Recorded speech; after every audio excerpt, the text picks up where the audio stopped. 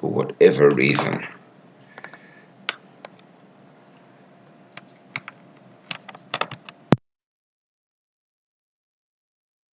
And how's that? There we go. Welcome back to the Weird and the Wonderful with Strange Bones. And I hope everybody is ready for an interesting one. And as we start, Diesel, welcome. So we're just going to let a few more people join on before we get into our topic. So far, so good.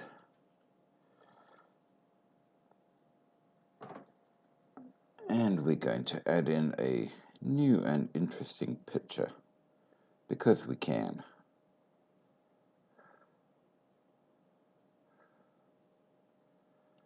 So let's add our picky picture. It doesn't want to.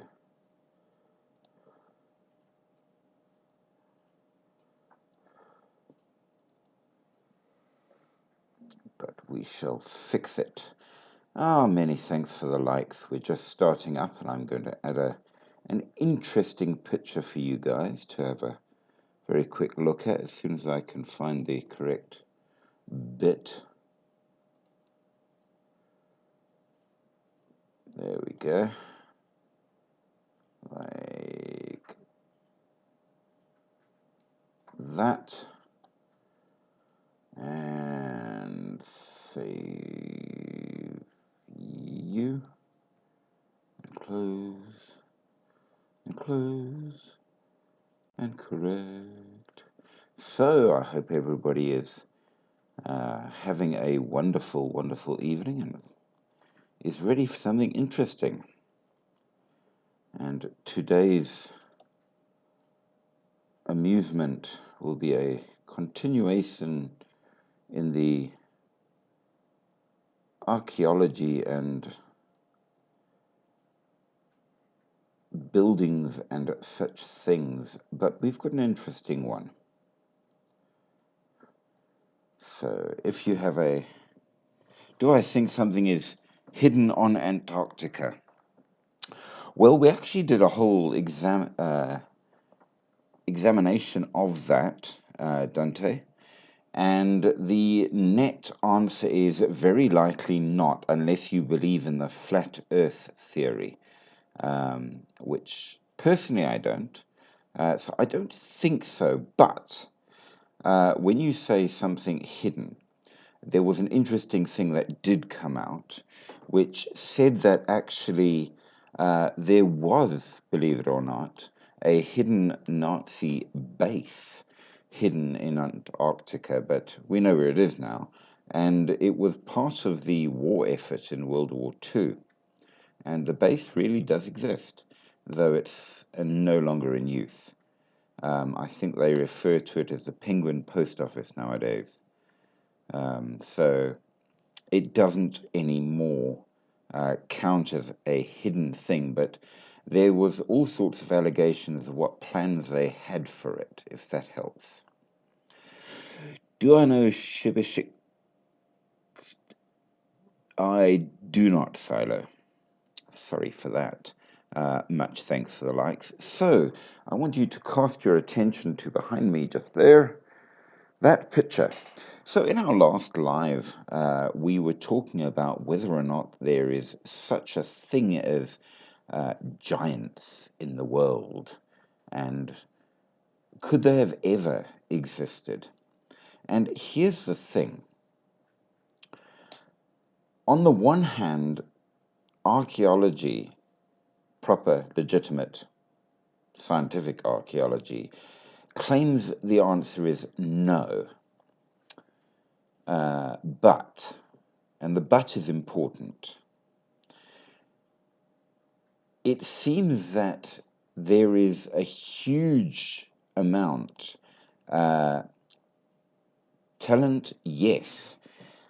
You see, a great many cultures speak of giants, and in fact, quite a lot refer to them as children of the Nephilim. And the really interesting thing is, in a very prosaic list of important enemies that needed to be kept an eye on, that was kept in Egypt, of all places, listed, well, quite a lot of different countries surrounding them, as you would expect, but also a race of giants. And it was listed amongst all the standard possible people to keep an eye on, as just one of those other peoples out there, not in any particular special way, just, you got to keep an eye on the guys from this place because they sometimes get a bit warlike, and oh, there are giants over there.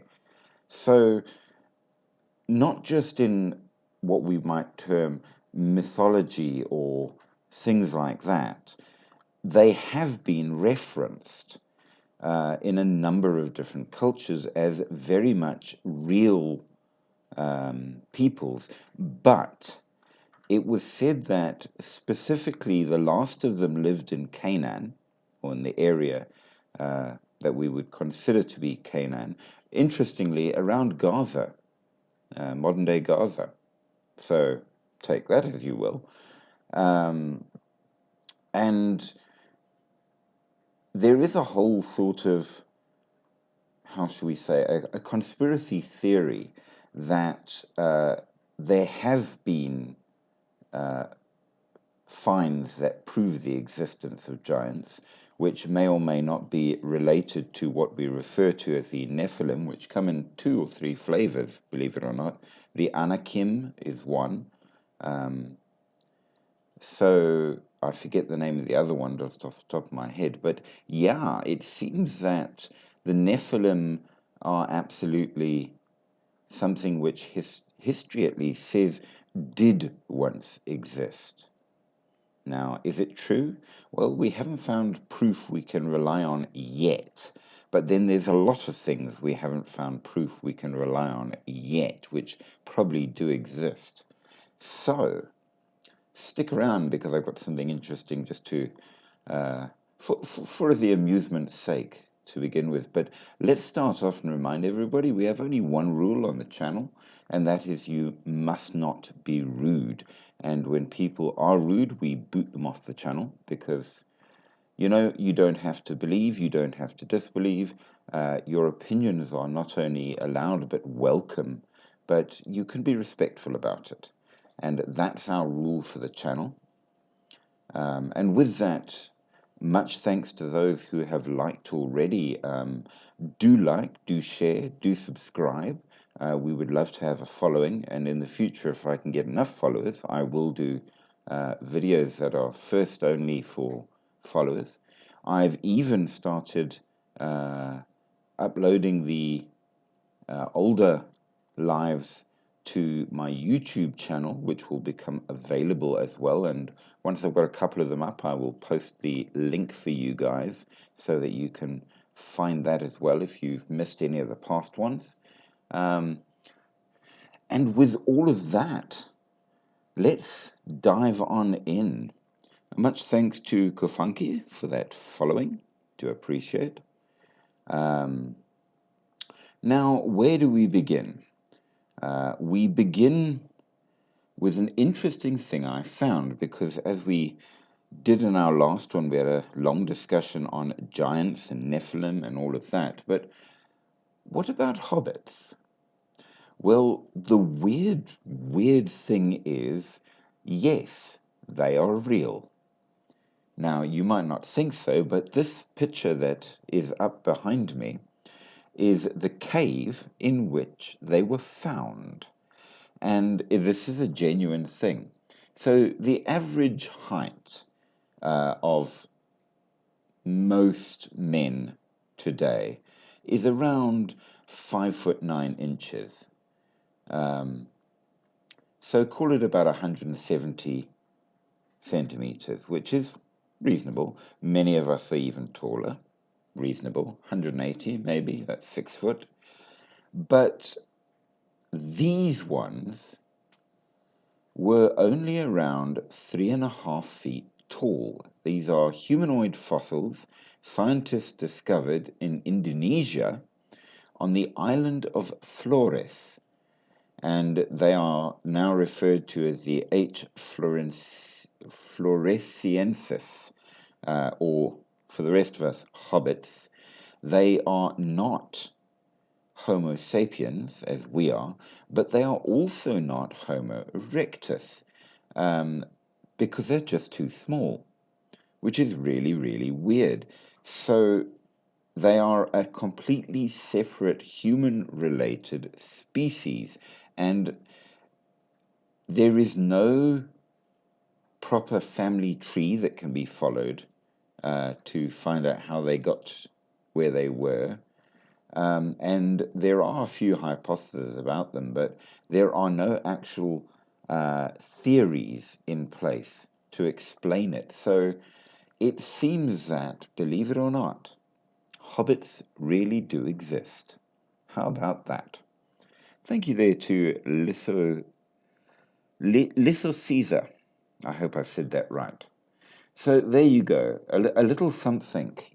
Giants might exist, but hobbits actually do. But that's not the topic for tonight. Now, as you know, we go around different countries and cultures looking at things in each version of our life. And I hope you have a good cup with you to start this out. And it occurred to me that something that I hadn't done, which should be done, is not just the countries. What about the specialized island countries? They're the different one. And for that particular thing, we are, as I said, looking at the moment at the archaeological type finds. And what are the weird things out there that are not properly explained or that are just really interesting that we can talk about, that we can see what is out there? And the answer to that is quite an interesting one. So, strange island archaeology, which includes, amongst other things, and which we will chat about, obviously the Yonaguni Monument, which is an underwater structure off Japan's coast. We spoke about it in the last live, which may or may not have been a once surface city, but it's argued. Then, of course, we absolutely must discuss the Easter Island heads, which is very, very interesting. The rather strange history of Oak Island in Canada, which, according to a lot of people, is where many pirates, including the famed Blackbeard Edward Teach, buried his to this day never found treasures. Maybe not. Everybody likes pirate treasures, let's be fair. Huge thanks for the likes there. But there's a few. So, Easter Island, properly named Rapa Nui, famous for the monumental carved stoned figures called moai. And the origins and purpose of these statues and the ancient Rapa Nui civilization is one that is still something of a mystery. So we shall look into that.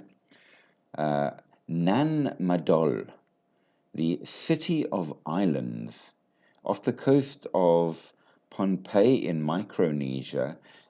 This is weird simply because it isn't a collection of islands.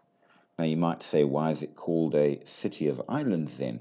Well, basically it's a coral reef that was built up by people, and there are a series of artificial islands with stone walls and more that was put together. And we wonder who did it and why. And then, of course, we have Socotra. Not really archaeological exactly, but it's a very, very strange ecosystem. And therefore, of course, we have to talk about it because, well, you don't say that your channel is weird and wonderful without looking at things that are, in fact, both weird and hopefully wonderful. So let's look at a few things about Easter Island. There's a lot to be said in terms of Easter Island, which perhaps we do need further clarification of.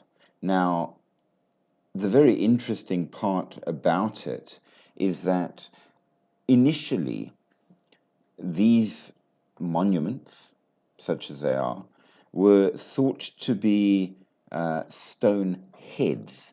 It's recently become apparent that no, they're entire stone bodies as well, except the bodies are all buried. Now, how did they get buried? Why were they buried?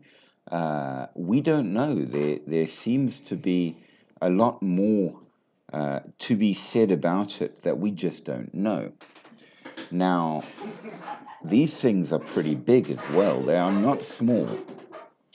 The statues have an unknown history, and they're even more impressive up close. One thing that people don't realize is that they are damned big. Really big. One of the tallest is 10 meters tall and weighs around 82 tons. Another one would have been 69 feet in height had it been unearthed in its complete state. So they're massive, and the sheer work required to build something like this and set it up would have been immense. Now, we assume that because, of course, it's an island, anybody that came there would have been in a pretty small group. So you can't just grab like thousands and thousands of people to help lug these things around. And 82 tons is a pretty hefty weight to shift around. So, first of all, how the heck did they get it into place? We know, for example, that the head and body are carved from one set of stone, but their hats are carved from a different stone. So you've got different bits to them. They are huge. They would have taken massive work to put up by a pretty small group of people. At least with the Egyptian pyramids, they had access to a lot of people that made it somehow almost possible that they could have dragged the things into place or something. But on an island with few people, that seems a little bit difficult. The next thing, as I've said, is that they are statues, not heads. So they have full bodies. During excavations, most of the heads became uncovered, and it became apparent that they have this entire body below them that was part of the entire thing. And all of them face in one direction. It's like this entire line of heads staring one way, and nobody knows why. Why are they looking the way they are looking? What is going on here? We just don't have an answer. Now, another weird fact, just to add to it, in 2008, a Finnish tourist visited Easter Island. And it appears that he was so infatuated with these heads that he hacked the ear off one of the Moai and ran away with it. Unfortunately for him, he was seen by an islander and reported, and he faced 7 years in prison. But eventually he was let off with an apology and a $17,000 fine. But now, as a result of this, there is increased security for any visitors to the Easter Island. But can you imagine somebody trying to nick the ear off one? Now, some people are of the belief, including a particular Dr. Annelies Pontius, an associate clinical professor of psychiatry at Harvard Medical School, that the statues were put up as an antidote to leprosy. According to her studies, the shock of seeing deformity from leprosy made the islanders counter the effect by overcorrecting the features of the moai and placing it along the Easter Island to ward off potential infection. I do remind you, however, that this is absolutely and entirely just a guess. They have no clue. But it's an interesting thought. Could these have been the things? Now, all of the moai on Easter Island has very unique and elongated features and sort of a slightly inhuman royal feel, all except for one, which is called Tukuturi. Not only is Tukuturi shorter in height than the others, but its features are also unlike the regular moai. It has a human-like head, a small beard, and is made from different material. The most unique part is the position of the statue. This one is in a kneeling position with its hand on its knees. So why? Why different? What's going on? And again, absolutely nobody knows. Now, the carvings. It's believed that they were carved out of solidified volcanic ash. This material composite would be found in the quarry site and carved up with the help of basalt stone hand chisels. And experts speculate one statue required 5 to 6 men working on it for around a year just to finish it, which just adds to how difficult it would have been to make them. And using stone tools to carve stone would really be quite difficult and not something that you could easily do that. Now, let's talk about the name. We call it Easter Island. That is the modern name given to the island. The older names of the island were things like Te Pito o Te Henua, which meant the center of the world. The older name is Matakiterani, which translates into eyes looking at heaven. Now, the obscurity of the island is quite fascinating, and it's certainly something that is well worth experiencing, because, quite frankly, how can you have all of these things all staring in one direction and with absolutely no explanation at all? So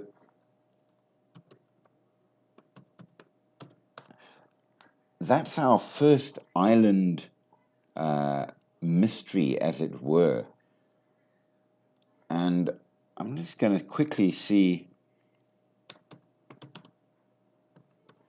if we can find out why they are looking in the direction that they are.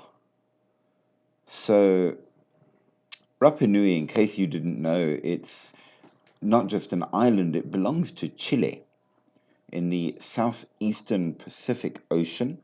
It is the southeastern most point of the Polynesian Triangle in Oceania, and there are over 1,000 of these heads that are up there. So 5 to 6 people for a year to make one, and there's around 1,000. How long do you think it took for a small island group to make all of these. I mean, that's a pretty impressive attempt right there.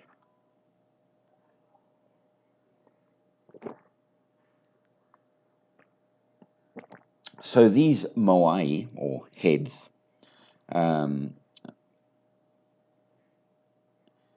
they are all along the edge of the island. They reckon that the arrival of people there was in around 1200 AD, give or take, maybe earlier, not sure. They had a thriving and industrious culture, and obviously enough food and such cultivated to allow for dedicated making of these heads. The population, when people got there in modern times and actually started figuring out what was going on, was still only between 2,000 and 3,000, which says that not a lot of people. And in modern times, it actually, for various different reasons around history, dropped to only about 111 native inhabitants in 1877. So, as we say, that they belong to Chile and is considered a special territory. I'm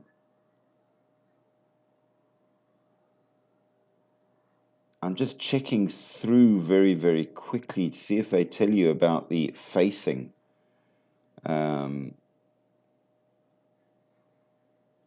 But it doesn't seem to give any reason at all, even in the entire setup on it. Nothing in my notes or elsewhere gives me any particular reason for the looking.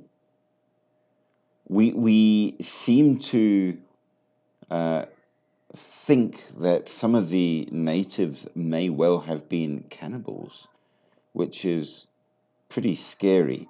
We know that they have, as many of the Polynesians do, an understanding of the world in terms of the concepts of mana, which is an incredibly complicated system of understanding.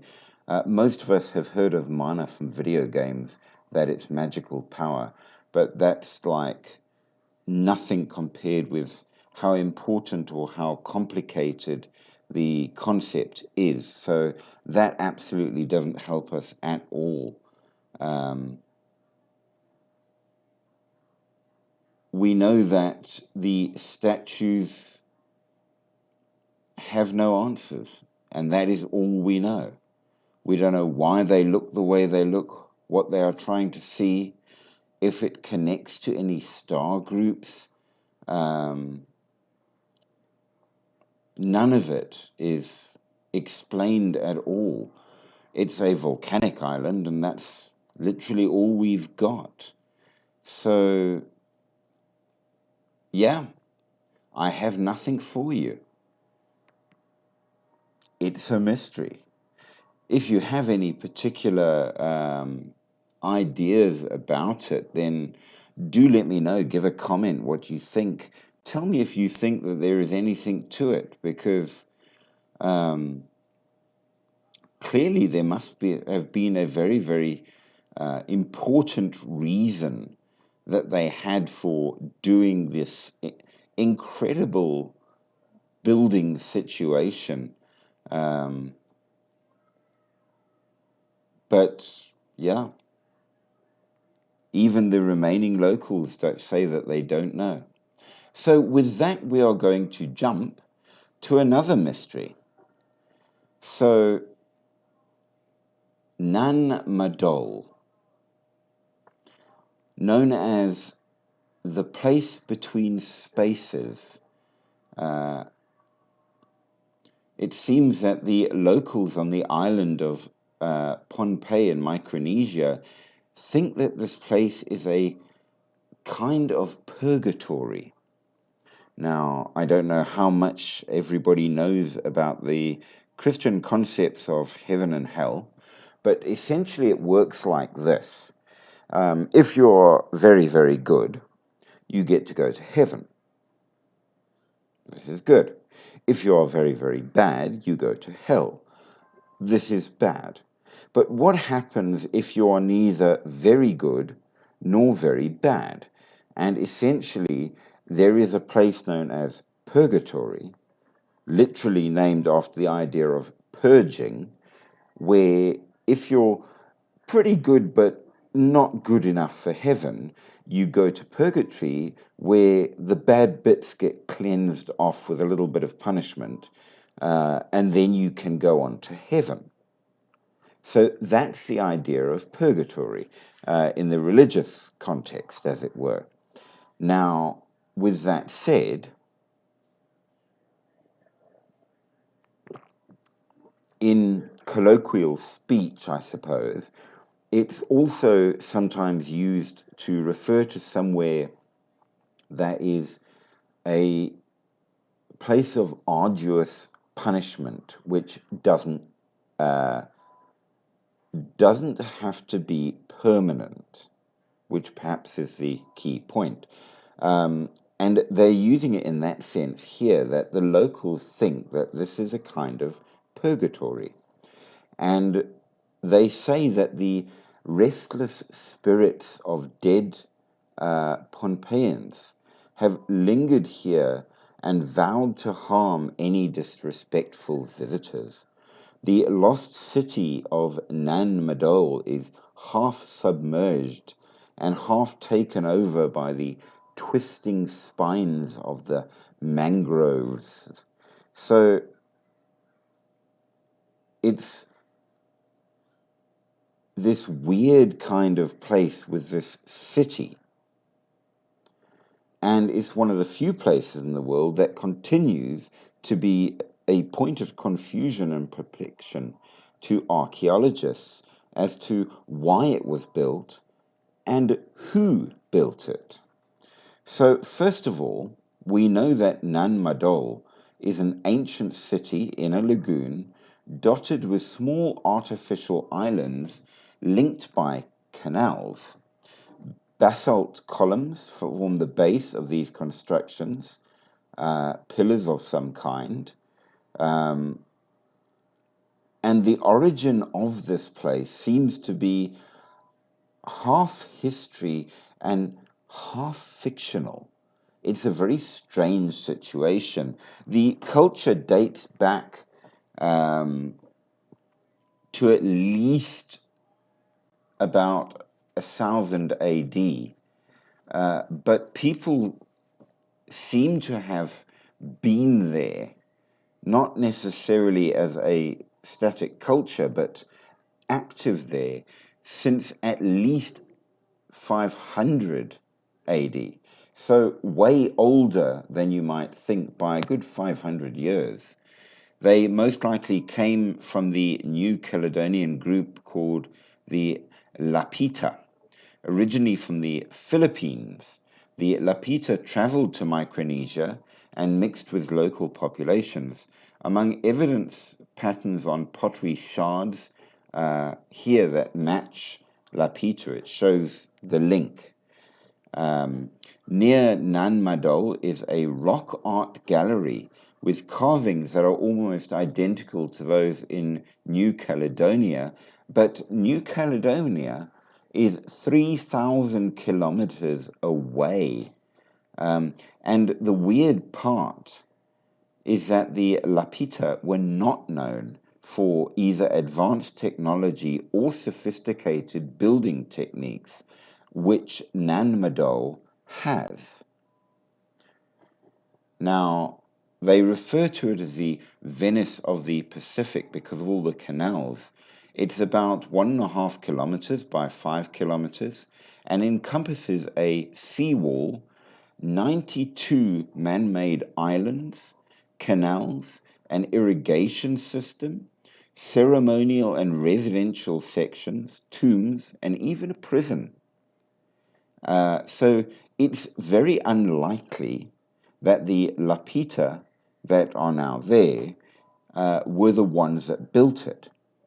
They seem to have come after. So who was there? Who built it? Not them.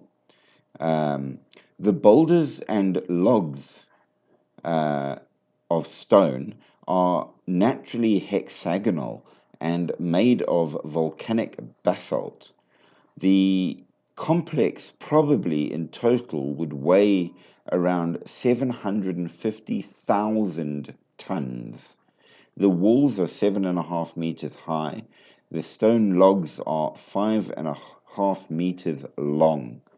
Its construction would have involved small island populations in mining, moving, and maneuvering an estimated 2,000 tons of volcanic rock every single year for at least 3 or 4 centuries without the benefit of pulleys, levels, metal tools, or wheels.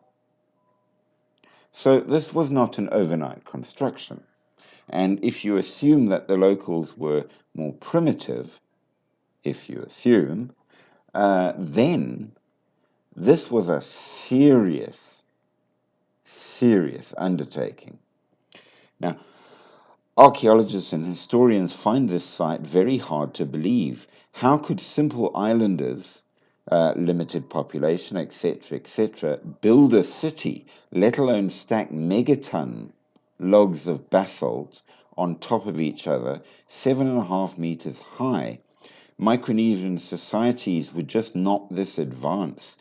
So it suggests that the builders were not from around here. You see where this is going, don't you? In 1836, a British vessel called the Lambton sailed to Micronesia, and on board was a curious surgeon by the name of Dr. Campbell, who had been thoroughly impressed by the region's incredible beauty. As they sailed, they came across a unique structure not seen on the other islands. From a place he had come to know as simple, with modest boats, crafts, and tools, the presence of a stone complex that took over an entire reef astounded him. When he asked the native population about it, the language barrier left him incredibly frustrated, and his conclusion was this quote: "The work of a race of men far surpassing the present generation, over whose memory many ages have rolled, and whose history oblivion has shaded forever, whose greatness and whose power can now only be traced from the scattered remains of the structures they have reared, which now wave with evergreens over the ashes of their departed glory, leaving to posterity the pleasure of speculation and conjecture," which is a really nice way to put it. But he was confused, and everybody since has been confused. As the word spread around of Nan Madol, another traveler came to see it for themselves. In 1873, a Polish naturalist, John Stanislaw Kubary, visited while traveling through the Marshall and Caroline Islands. He acquired 23 crates worth of materials from museums, but sadly lost them all in a shipwreck. That's very sad. In the 1970s and 80s, archaeologists conducted underwater surveys and found basalt pillars on the seafloor, which meant that the complex went deeper than originally thought. Welcome, welcome. How are you? Yeah, I agree with your topic. Preach. Yes, yes. Yeah, preach. Keep preaching. I shall keep going. So Good apparently, job. I'm very proud. Like that's what I was okay, telling you. so Yeah, you're so one of JD's friends and you're going to get banned as well. I'm sorry for that, who's but JD? goodbye. Last night, a bunch came on that are obviously all together and they were saying very rude things on the live and being very disruptive. Clearly, this is yet another one because I banned all the one accounts that were on last night because I don't allow that kind of stupidity at all. It's childish and pathetic and it spoils it for everybody. And clearly, this is the other friend whose account didn't get banned. So I do apologize for that. Sadly, if there's one commonality that you get, it is going to be trolls. Can't do anything about it.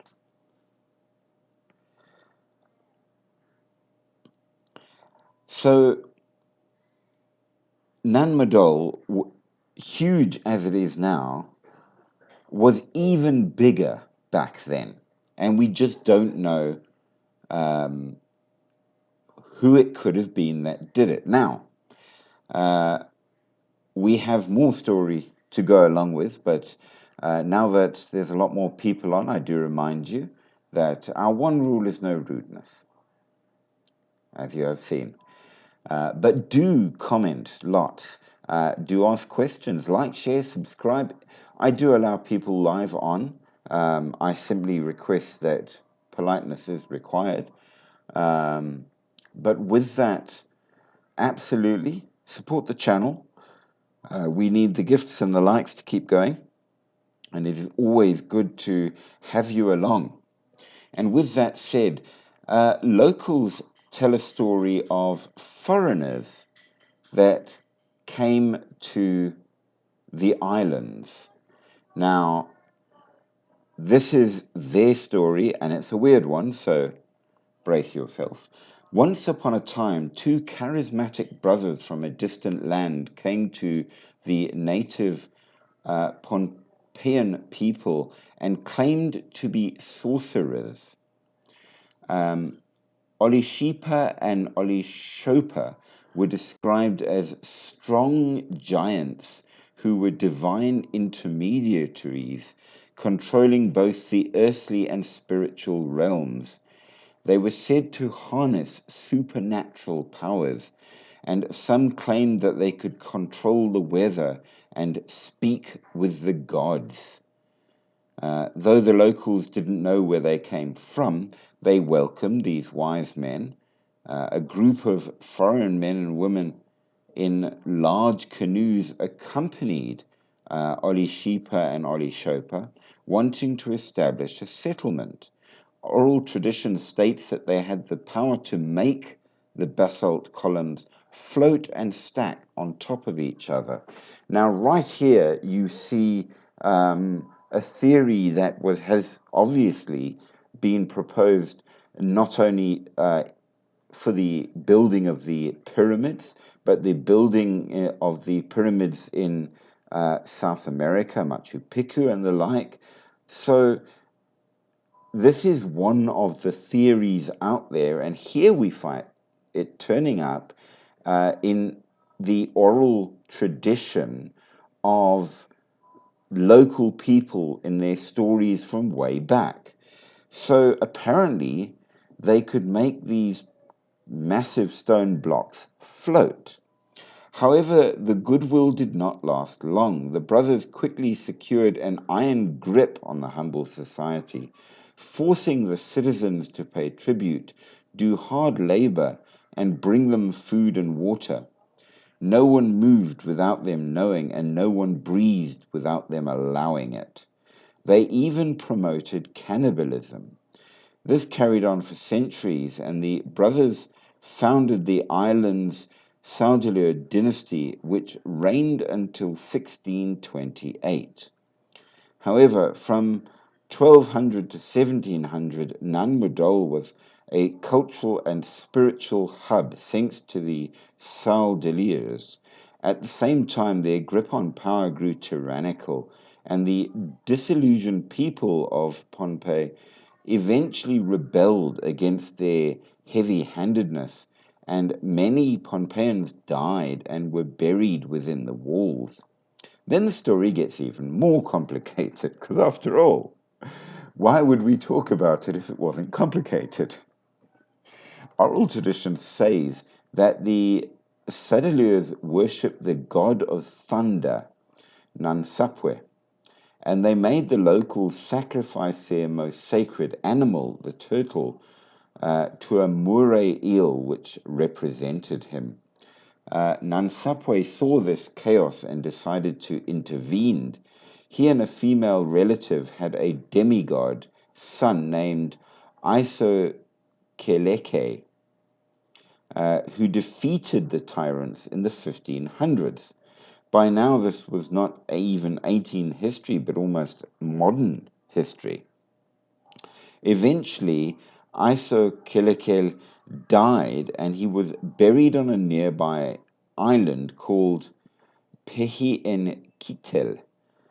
Supposedly, to disturb his remains is to risk dying suddenly and terribly.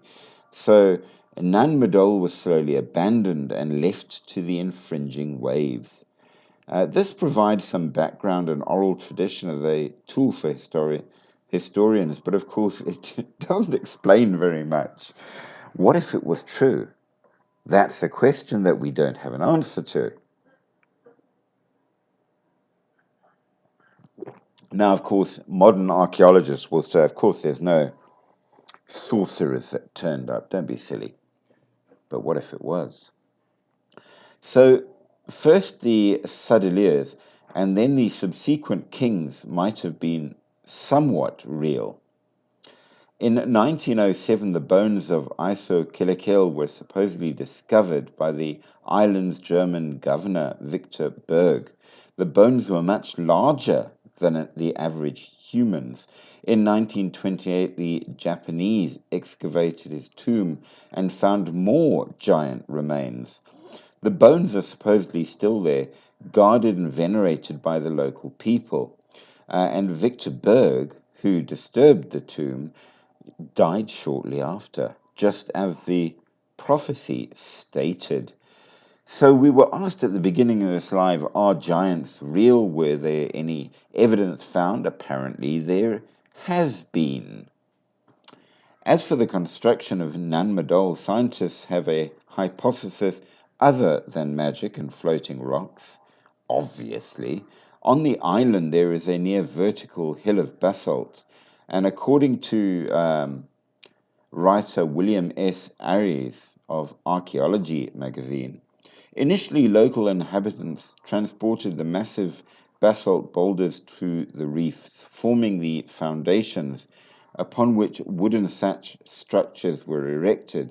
They then stacked finely fitted basalt columns horizontally around the crude boulder foundations to buttress the coral rubble used to level the islet's surfaces.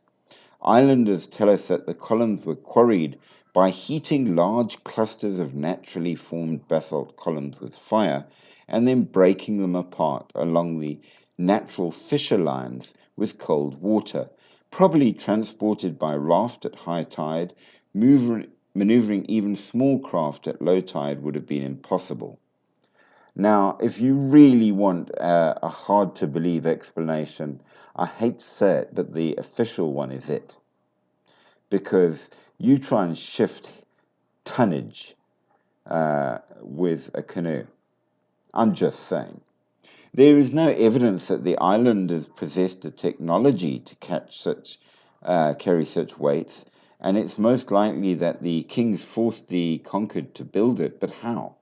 Some suggested ropes, but stacking boulders on top of each other is hard to believe. And as for now, the archaeologists have to admit that they have no idea. Now, one possibility. As we know, you have legends of Atlantis and similar such city races like Lemuria and Mu. So another explanation for Nan Madol is focused on an ancient race that had advanced technology and engineering, which originated in Mu. Two men were responsible for pushing this theory. The first was Augustus Le Plongeon. In his studies of the Yucatan Peninsula and the Maya, and he argued that they came from a lost continent based on his translations of the Popol Vuh and the Madrid Codex. And in his books, Queen Mu and the Egyptian Sphinx, he says this: in our journey westward across the Atlantic, we shall pass in sight of that spot where once existed the pride and life of the ocean, the land of Mu, which were at the epoch that which we have been considering, and had not been visited yet by the wrath of human, that lord of volcanic fires, to whose fury it afterward fell a victim. The description of the land given to Solon by Sonchius, priest at Sais, its destruction by earthquakes, and the submergence recorded by Plato in his Timaeus, have been told and retold so many times that it is useless to encumber these pages with a repetition of it. So basically, Mu is Atlantis, and they are supposed to have had amazing technology, and they built these places before things went pear-shaped and it vanished beneath the sea. Now, is there any evidence of this? Well, no, but on the other hand, we don't have any evidence of anything on the archaeological side either. Comments? Thoughts? No? Something must have happened. Endless Thoughts, welcome. I was beginning to worry that you weren't going to be able to stop by. It is absolutely fantastic to have you, as always. Thank you for that. We are talking about the island mysteries, and we found one that makes no sense whatsoever, and which no archaeologist can explain, because there is absolutely no way, in any manner or form, that the islanders in question could ever have built it. Sorry, I'm just looking for something which I have naturally lost. There we go. So we know then that this city, whatever it is, absolutely exists. It is made from massive stone blocks, which there is no way for primitive islanders to have got to their site. And the only explanation given is given by the islanders. And sorry for the rest of you guys who are still with us and listening, because I'm going to repeat it for Endless Thoughts because it's her absolute favorite topic. This is the story that was given, that these two godlike giants came and said that they were sorcerers.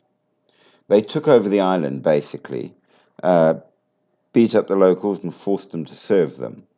And having done that, because after all that's what you do, they then forced them to assist them with the building of this place. And what makes it really weird is that the locals' story for how it was possible to build it is based in the fact that because they were sorcerers, they could float the giant many-tonned stone blocks. And then eventually the awful rulers were kicked out by the child of the thunder god, who was a giant. And when he died, he was buried on a nearby island, and it was said that anyone that disturbed the bones would die. A German fellow there he was governor for the islands for a while. He did disturb the bones. He went and looked at them, and he did pass away. And apparently the bones are still there. They are giant bones, and they are protected. So you were asking whether or not there's such a thing as giants, and has there been evidence? Apparently, yes. And what it is proof of, according to one theory, is that the residents of Atlantis were the ones that built it. So the people of Mu, or Atlantis, were advanced in engineering, writing, city planning, and all the rest of that. And a series of natural disasters like earthquakes and volcanic eruptions caused it to sink beneath the Pacific Ocean.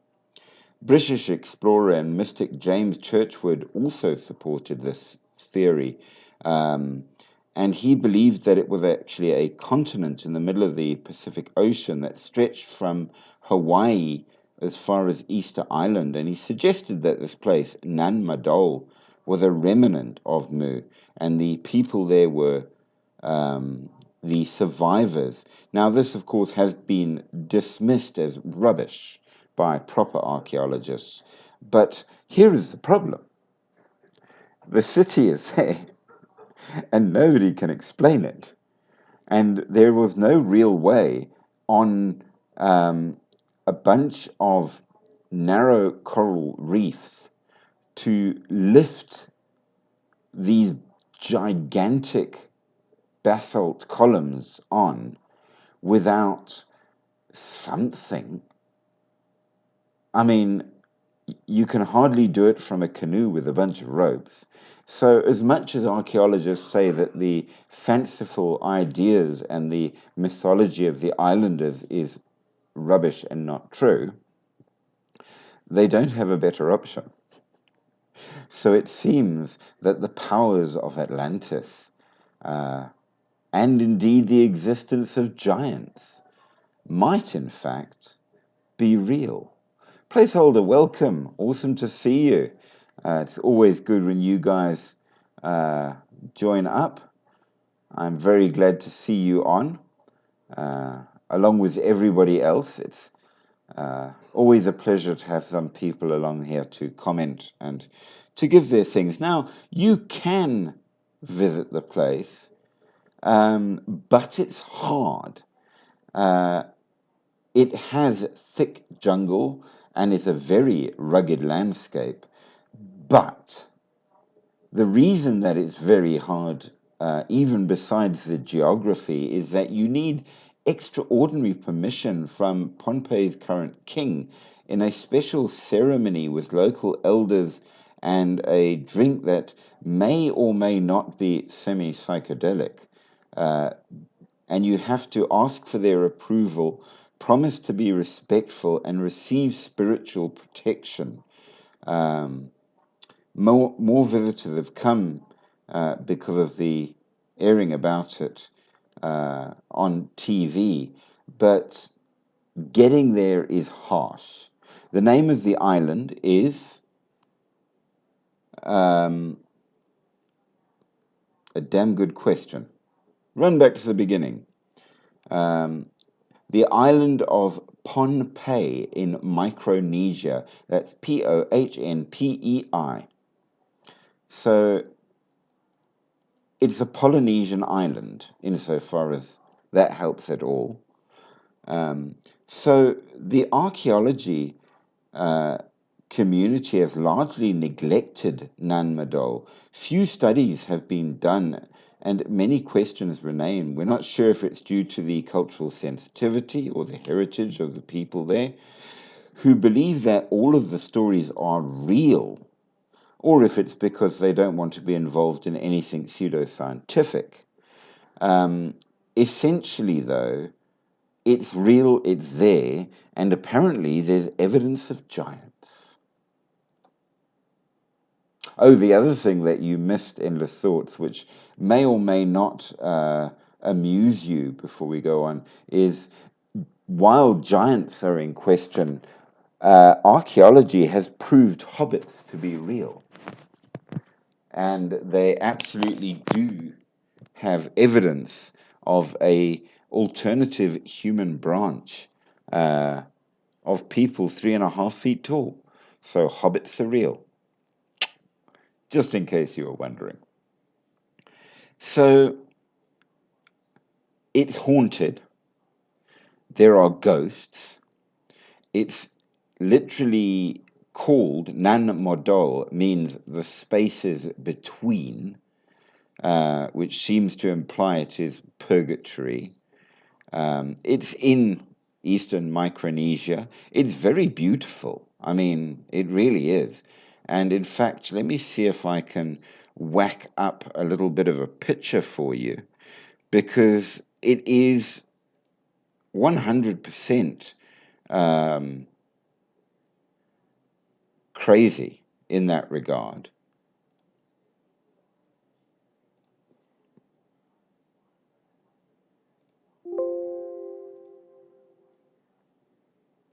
But because I mean, this is the kind of thing. What is a hobbit? Well, gnomes come from a different culture, but you know, in Lord of the Rings, the little people, they are hobbits. So very short, kind of gnome-like, I suppose. Would we say gnomes? Gnomes works. Um, so there you go, guys. That is one of the walls of Nan Madol. And as you can see, I mean, it's a pretty impressive building. It's very beautiful. But gnomes, yes. Dwarfs, yes. Absolutely, that's what they were. And not genetically connected to either Homo sapiens or Homo erectus, apparently. So it's Homo something else. So they've given an entirely new name, Homo floresiensis. And it's only on that island, the Flores Islands. And they were found in the cave that was the picture behind originally. So, yeah, dwarfs, hobbits, they are real. And now it seems so are giants. So all of our happy wishes for the weirdest things are coming true. Well, we do have some little people, it's true, and our modern giants are not giants. But it's said that the original giants, the last of them, were found in what is now Gaza, and they were wiped out actually by the Israelites. And it's recorded not only by the Jewish people, but also by the Egyptians in their records. So, and they weren't like hundreds of feet tall. They were between 7 and 10 feet.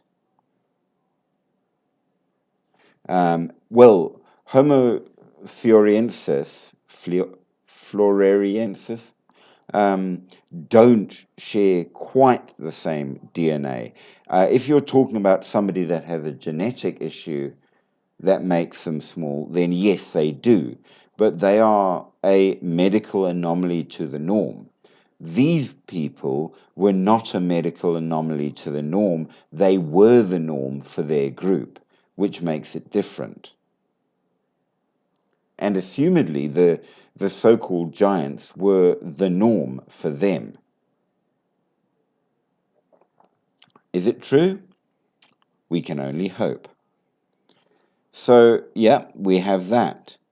Now, to give you an idea of the size, there are about 100 artificial islands that are connected to the Pohnpei Island over the coral reef.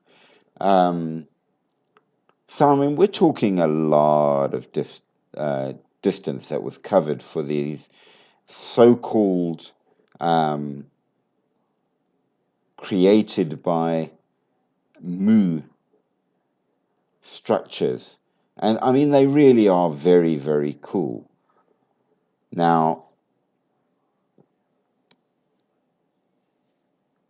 there's tidal canals that border it. It's now mostly a mangrove swamp because even the locals won't go there. They consider it to be full of ghosts. Yes, they were. And of course, we have the pygmies in the area around the uh, Mountains of the Moon, which includes Uganda and such. And for them as well, they are genetically smaller. So the original San and Khoikhoi, which are the predating of the Khoisan that we have today, um, around 4 foot tall, apparently. So absolutely, and the pygmies as well. I know a couple of people from Uganda, very nice people, and the one guy lived near where the pygmies live, and he says, "Yeah, no, they're like waist height. They're short." Now he was, I'm going to say, around 6 feet, so between 3 and 4 feet, apparently. I've never actually seen a pygmy, to be honest with you. Um, but we do have smaller races. And of course, it leads us to the idea that why not have giant people as well? Now,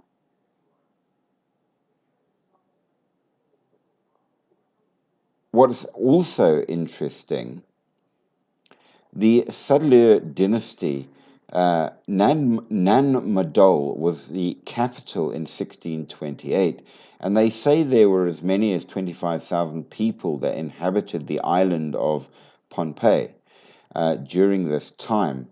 Now, legends claim that the builders of the Lelu archaeological site in Cosray moved there, and they used the same skills to build the Nanmadol complex. But recent study with the help of radiocarbon dating show that actually no, it's the other way around.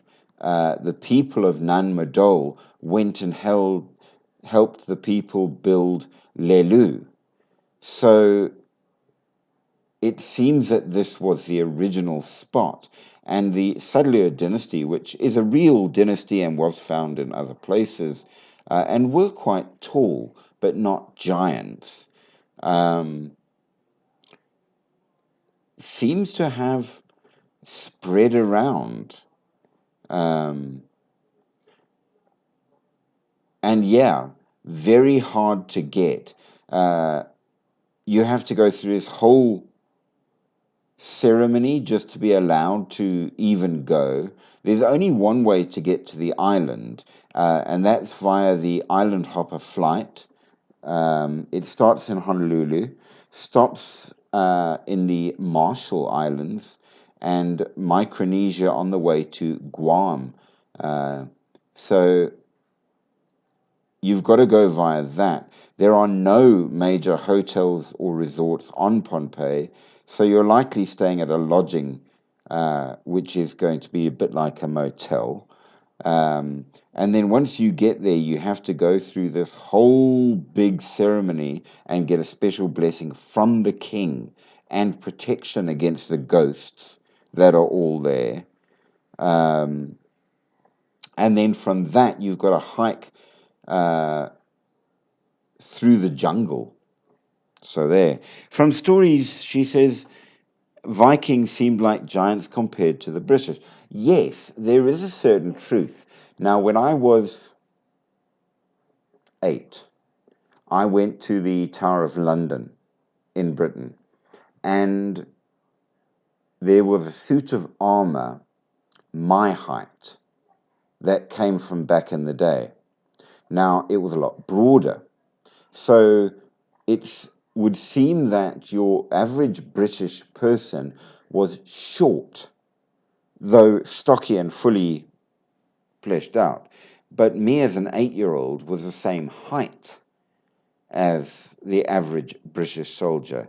Now, we know that the real heights in the European genealogy comes from the Chthonic people, which includes obviously the Vikings.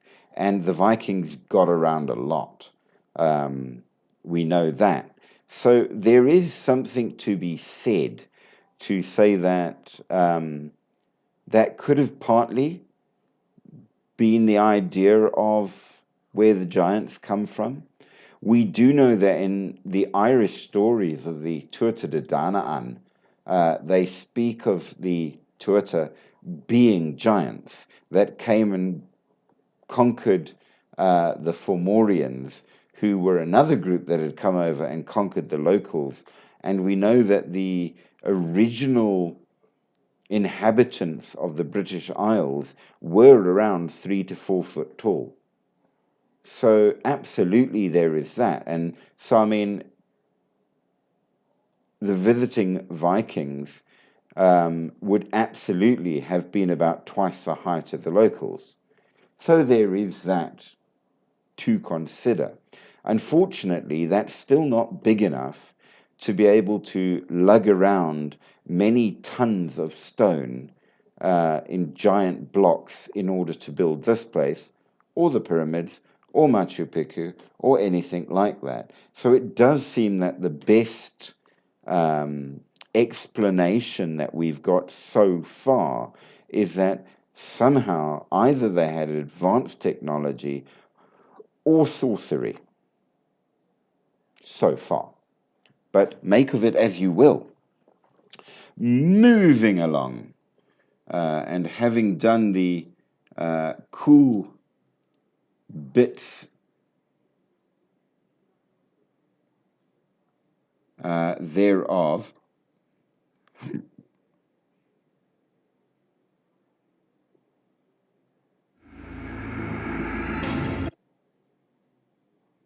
where's my notes? It's throwing up adverts. I don't want adverts, I want answers.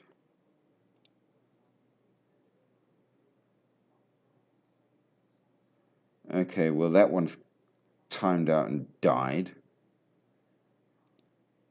Seems that their site died. Okay, let's try again.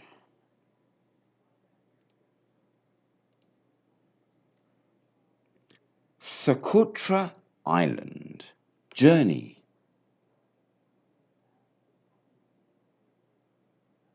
To an enchanted land. And placeholder is laughing at me, and probably quite correct. Don't look at what's behind me, look at the image. What is behind me? Oh dear. What is behind me?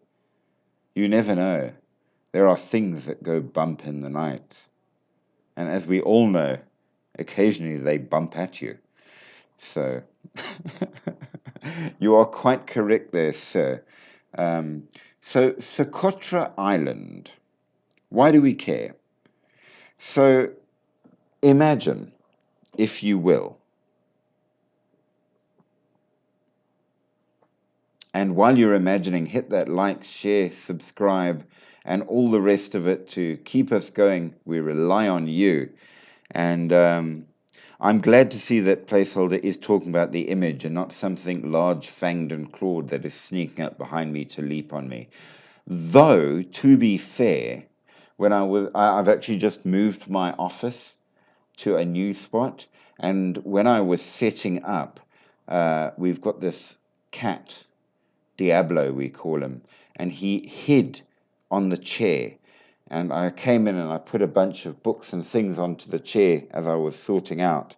And he leapt out at me, all fangs and claws, and attacked me, and then laughed at me and ran away. So we have a lot of things that might attack with fangs and claws in this house. I don't know where he is now. I'm looking around, but I don't see him. He's lurking somewhere. He's got an amazing sense of humor. He's a naughty little bugger, but very loving. So imagine, if you will, an island in the middle of the ocean. It's so far away from every other land that getting there is virtually impossible. At its absolute height, there were only 40,000 people on the island, and more than a third of its plants and trees are unlike anything anywhere else in the entire world. This is Socotra Island. Trees shaped like mushrooms, trees shaped like bottles, turquoise blue lagoons next to large powdery white sand dunes, perfectly shaped by the wind but with no footprints, because the people just are that few. Everywhere you look, there is peace, harmony, mysterious beauty. It's surreal, but it's nevertheless very real. How old is the structure behind us? Well, you see, therein lies the problem. As we were saying, they seem to think maybe 800 to 1000 AD. Hard to say. It's difficult. And its rulership that came and did the building and took over actually only disappeared in the 15th, 16th century, apparently, but still before Europeans got there, which makes it problematic. So it's sort of ancient and modern, but not modern enough that we can give answers about it. Now, Endless Thought says you need wheels for those rocks, you can't just carry them. Well, there's the problem. They're man-made islands. Will not help you either.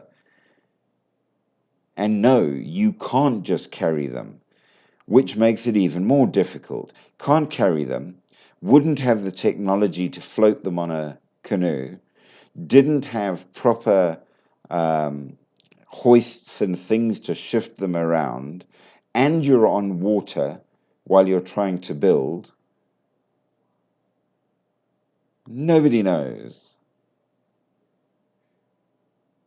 We're kind of stuffed. So, Socotra Island is absolutely real. It is located on the edge of the Arabian Sea, about 150 miles west of the Horn of Africa, 240 miles south of the Arabian Peninsula. It's one of the most isolated islands on Earth that did not originate from a volcano, but separated from an ancient continent. It is a territory of Yemen, and it's almost impossible to get to. July of 2008, it was designated by UNESCO as a World Natural Heritage Site. And there's a very good set of reasons, because basically there's a lot of cross-contamination around the world with the fauna and flora. So naturally, this is a point. But this one didn't get infected. So its fauna and flora, by and large, is still the old stuff from way back when the continents were separating.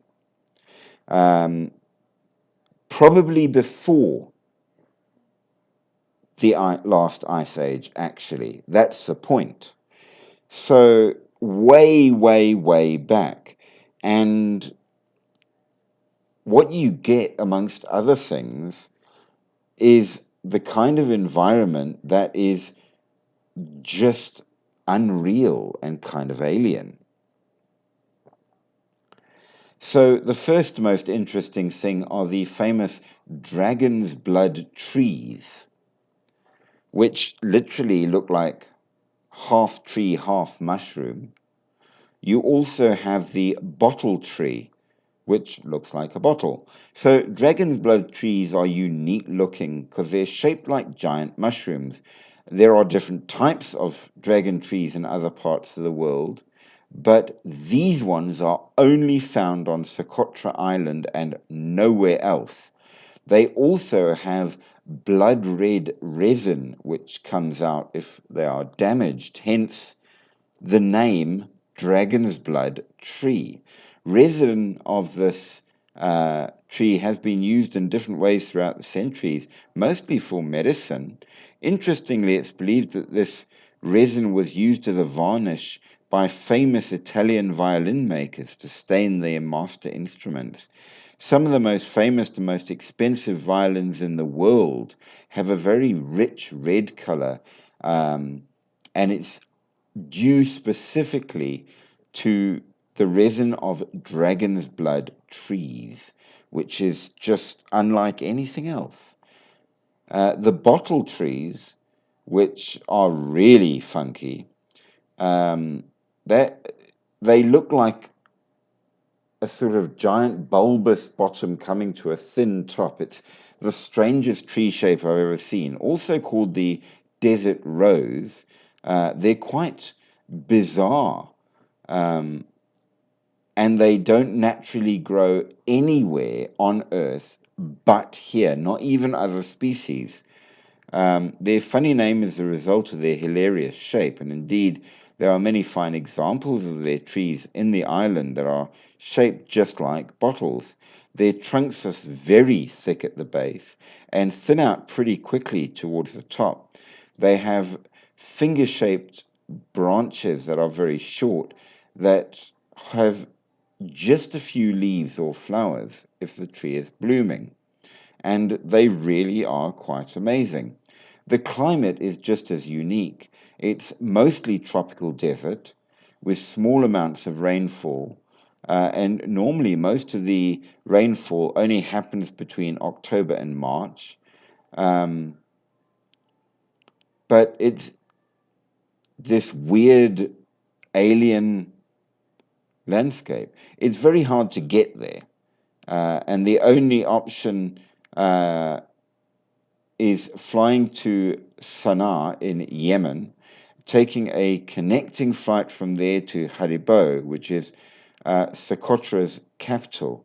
The number of flights is pretty limited, though. There are a very few that come out of Dubai, but not much. It's generally almost impossible. At the moment, it's totally inaccessible to visitors, as all flights to Hadibo have been cancelled due to the civil war in Yemen. So, unless you are willing to take a private boat or try and hitch a list on a cement boat, you're not going to get there. Now, what is interesting that is there that we can see? Well, it's an interesting place that never has had a war. People of all color and religion get on. There's just not enough people to cause any arguments, really. So they just carry on and get on with things. It's peaceful, it's nice. There's only like a few hotels, even in the main city. And you do need to have a guide to take you around. And they will drive you to the different things, help you fish, prepare food, and you will probably end up sleeping in a tent. So it's amazing. The lagoons are undamaged, untouched, absolutely stunning. You start going around the different coastal bits that the views are incredible, they say. The photos that I've seen of it really are incredible. You have amazing hilltop views over everything, beautiful beaches, a plateau along the top where you can see the kind of trees that existed thousands of years ago. They just don't exist anymore. It's the kind of thing that you just can't get to see. And that alone made it weird enough and wonderful enough to appear in our life. So let's go on to the next bit. The one island that wasn't so much as discovered as undiscovered. Not that it wasn't found, it was, and then they lost it. How do you lose an island? So, in 2012, Sandy Island disappeared. Australian scientists reached the South Pacific location where the island, which was on Google Earth, nautical charts, world maps, and more, in order to examine the island, and it was gone. Now, this, of course, raises all kinds of conspiracy theories. According to at least the expedition member Stephen Micklethwaite, adding that the CIA is among the sources of the World Coastline Database. And it reminded me of the hypernatural island in the Lost TV series. The island is about the size of the city of Manhattan, which is pretty big, in the Coral Sea, and it was shown as Sandy Island on Google Earth. 15 miles by 3 miles on Google Maps, halfway between Australia and French New Caledonia. The island has been featured in various publications, even the most authoritative sources, for at least 116 years, and according to Jethro Lennox, a publisher of the Times Atlas of the World, back in the 19th century, cartographers would gather their information from various sources like explorers and sailors, so you could never have a perfect map. But from 1967, the Times Atlas of the World identified the Phantom Island in the supposed French territorial waters as Sable Island, but was among few publications to remove it from the map when the new basarismic data in 1999 came in. And it doesn't appear on maps from 2000 on. Local weather maps placed it 700 miles from the coast of Brisbane in Australia. Many scientific maps, as well as weather maps used by the Southern Surveyor, an Australian maritime research vessel, also placed the island there. And according to Maria Seaton, the chief geologist at the University of Sydney, who read the expedition, somehow this error was propagated through the World Coastline Database, from which lots of maps are made. So Micklethwaite, in a phone interview, explained that the expedition was investigating the seabed and plate tectonics around Australia, and they decided to head to the unusual island listed on their charts. But there were certain perplexing issues. We checked the coastline database, you could see it there, but when you zoomed in, it's a black blob. Google has no photos from it. It's just this slit in the earth. So we went and checked up the navigation charts and found it wasn't shown on them. So was it ever there? What happened to it? Was it just a mistake? It seems nobody's really certain, and it makes it kind of weird because by and large, when you have sailors going out in the old days, yes, they might not be that accurate, but if they see an island, you think that they would know what an island looks like. Surely? So the captain was understandably nervous because although it was on the navigation charts, it wasn't on the navigation charts, it was on the weather maps. So he put into place all the safety stops to make sure we didn't run aground. We kind of had a good giggle at Google as we sailed through the island. It's one of those happy circumstances in science when you come across something that nobody has ever noticed before. Where Sandy Island was marked on maps was just deep ocean, around 4,620 feet deep. So it must have been a cartographic error. So Pacific Ocean lost an island that it never had, and it just still isn't there, if that makes any sense at all. Nevertheless, having looked at varying different island archaeology, are there things around that are that weird? I mean, are there many? Well, it seems yes. One of the interesting things that has turned up around the world that are sort of archaeology that bucks the ordinary, if you will.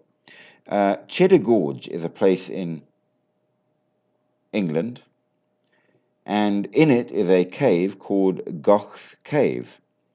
And in this cave, they found a cup. Now, the cup is weird because, first of all, it's 14,700 years old, which in and of itself means it's very interesting to archaeologists. The other reason it's really, really interesting is it's made from a human skull. Cheddar Gorge, by the way, is in Somerset in England. And it's probably something that may have been ritualistic. It shows that the early people living there were cannibal. And it seems that this find proves this, that the people in Somerset munched on others. And it's a weird find, and a very, very old find, because it shows that the people were there and were having some kind of a community 14,700 years ago, which, let's face it, is pretty old. The next weird thing to talk about that we don't have too many answers to are Roman dodecahedrons. Basically, it's a dodecahedron, usually hollow with holes in it in the sides, and with knobbies on the corners. And nobody is really certain what they were for. Now, the first of these mysterious dodecahedrons were discovered in England around 300 years ago, and almost 100 have been found across Europe. So far, scientists and archaeologists have no idea what they were used for. Some think they might have been toys. People think they might have been weapons used by the Roman army. But again, nobody has a clue. Another interesting thing are the empty frames found in the Isabella Stewart Gardner Museum. Sometimes the absence of an object is as mysterious as its presence. The Isabella Gardner Museum of Boston has empty frames in some of their art displays, showing a number of masterpieces that once hung there, and they were stolen in 1990. So they kept the frames. Nobody knows who took them or where they went and why. In the theft, two robbers dressed as policemen walked into the museum, removed 13 works of artists such as Rembrandt, Vermeer, Monet, Degas, and walked out. They reckon that the collective value of the art is more than $500 million, and to this day, the theft remains entirely unsolved or where any of the art went. It's all on Epstein Island, and we know it. Now, the other one we have spoken of a couple of times before is the Antikythera mechanism.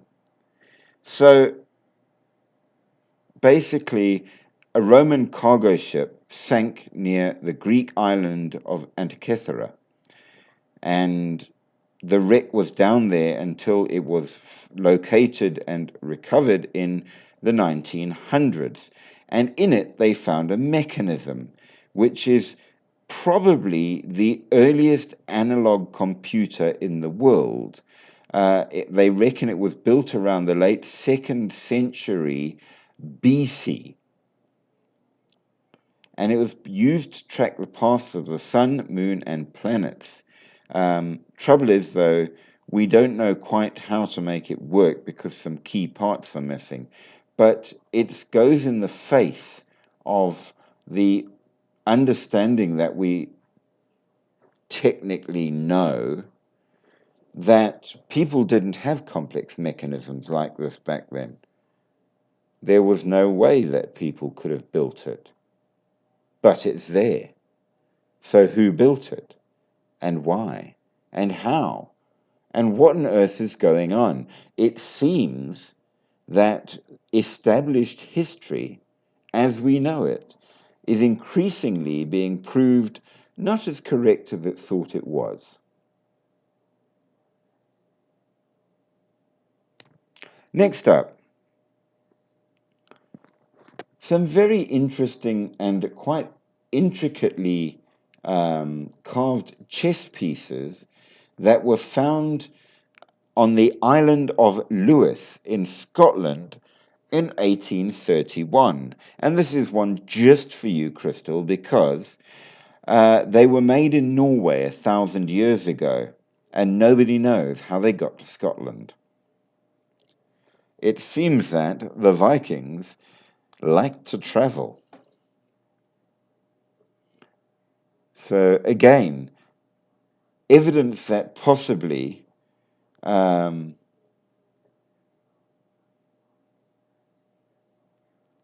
they were getting around. It's the only surviving medieval chess set in the world. Ja, niemand, dankjewel. So there you go. Next interesting thing. And they say that you have to have balls to do crypto archaeology. Well, here are some balls for you. The Dickwis spheres. They are beautiful but rather mysterious objects that were uncovered in Costa Rica when the United Fruit Company began to clear the land. They date somewhere back between 700 and CE, 700 CE or AD, if you will, and 1530 AD. Experts have no idea what these perfect stone spheres were for or why they were made. And given how perfectly round they are, how they were damn well made.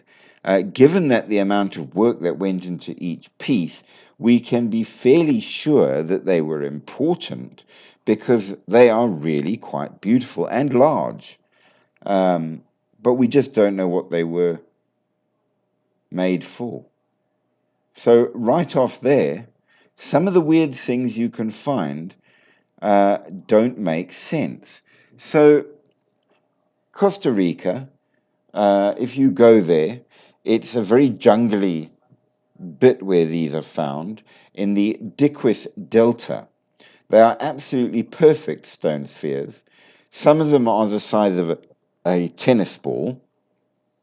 Some of them weigh several tons. Now you're seeing a trend, aren't you? Huge thanks for the likes there. You guys are great.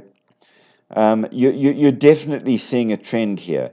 Giant stone things that really and truly weigh way too much for primitive people to shift around, that nobody knows what they were trying to do with them. Locally, they are known as las bolas, the balls. These enigmatic relics have fascinated archaeologists, historians, and travelers for years since their discovery in the 1930s. And some even think that there may be alien involvement. Is there? We have no idea. And that's the point of this channel. But let's get even weirder, because after all, if we're going to do this, weird is wonderful. So the next find, which may or may not twist your brain, is known as the London Hammer. Now, this is a very unremarkable hammer.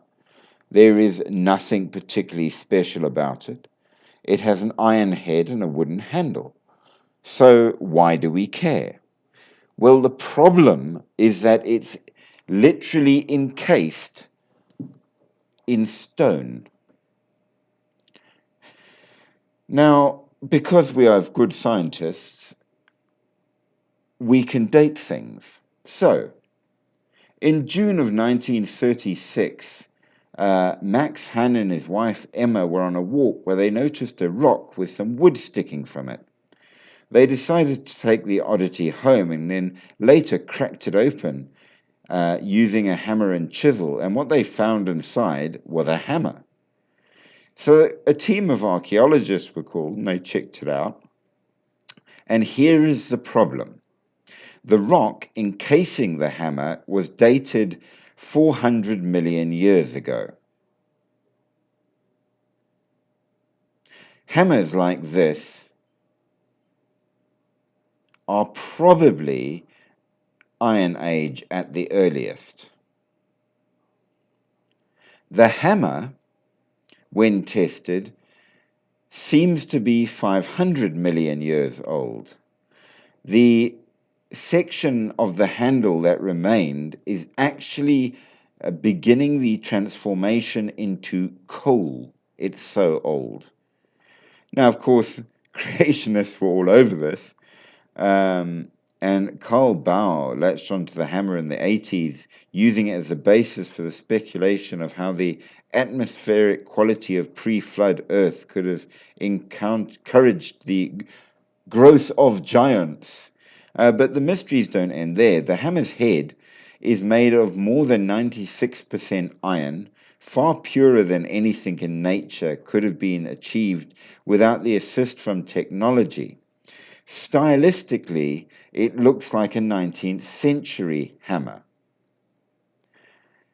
Before you can take out your tinfoil hats and claim ancient civilization, not all is as it may seem. You might question the dating, because just because it was in old rocks doesn't mean it was as old as the rocks. But there again, the hammer seems to date old. The only explanation is that highly soluble minerals in the ancient limestone formed a concretion around the object, thus making it seem as old as the minerals themselves. That's scientific for we really hope you believe us, otherwise we look like idiots, but we don't know. The problem is the petrification. So they quickly invented a thing called a petrifying well that might be able to create something like this and may have been observed with other structures. The problem is the fact that radiocarbon dating hasn't been done on the hammer itself, which begins to make you question how old exactly. The hammer is now an exhibit in the Creation Evidence Museum, which is kind of unfortunate because the curators don't allow any additional scientific tests. So we have incomplete information, but even the scientists are stretching a bit to explain this one. I've got to tell you that. Next up, that's really quite odd. The Droper stones. What are the Droper stones? So in 1938, an expedition led by the archaeologist Dr. Chipu Tei in the Bayan Karaula in China made a rather interesting discovery. Nearby caves held the traces of an ancient culture that once occupied them. Buried under the thick layers of dust were hundreds of stone discs that lay scattered around the cave's interior. There seemed to be nothing spectacular initially, but the discs turned out to be very eerily similar to phonograph records. 9 inches in diameter, a circle cut into their centers, and a spiral groove. They're believed to be around 10,000 years old, but the spiral, as it turns out, is composed of very, very tiny hieroglyphs. When studied and translated, it was revealed that the discs tell the amazing story of spaceships that crashed into the mountains, piloted by people who called themselves the Droper. At least that's what Tsun Nui, the Chinese researcher in charge of the Droper stones, concluded. While this announcement startled the world at first, he was subsequently ridiculed by almost the entire scientific community, and he went on a self-imposed exile into Japan. Russian researchers requested the discs for studying, and China actually sent a few to Moscow.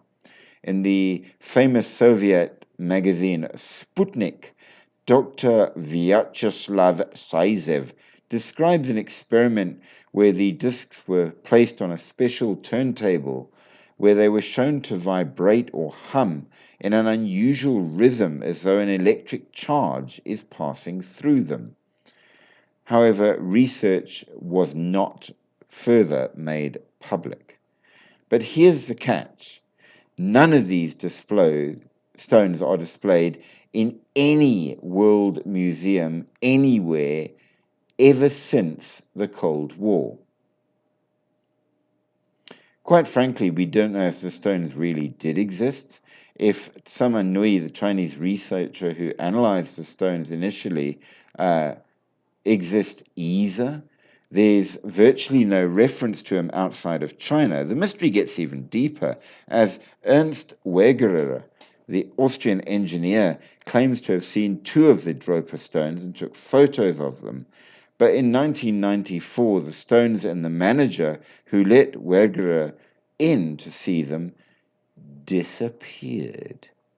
As of today, we have no clear information whether the Droper stones ever did exist. If they do, where are they? And we don't know.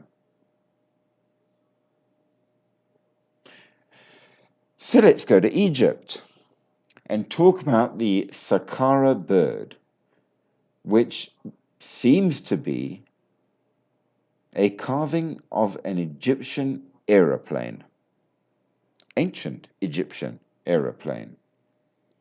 So, discovered in 1898 in the Padi Iman tomb in Saqqara in Egypt, the Saqqara bird, as you can imagine, is a bird-shaped artifact made from the wood of a sycamore tree.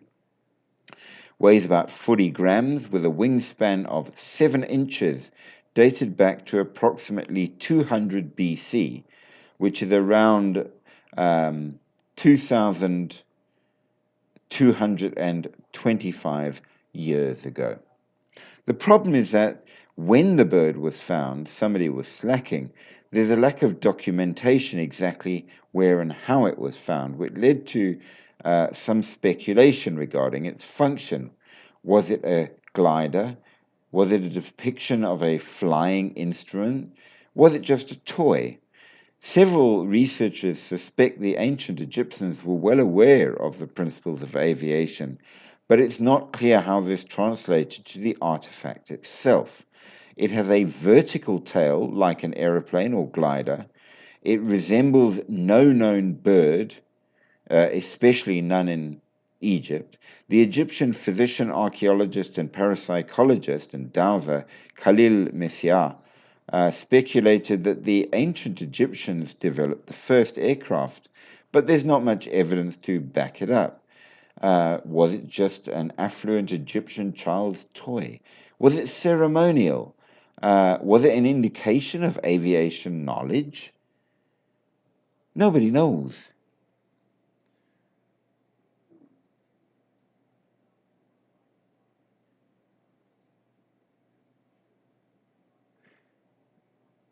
Oh no, not again. Too much censoring. Is there a way to turn it off? I'm really, really sorry because I very much want your comments. How do I deal with the censoring? Because if it's now two of you being affected, this is no good whatsoever.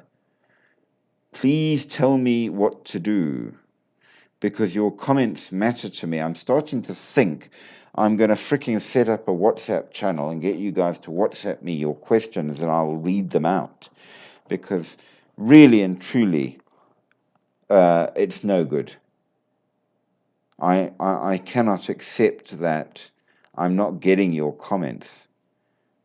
How do you limit censoring? Who is doing this censoring? Is it possibly conspiracy? I don't know.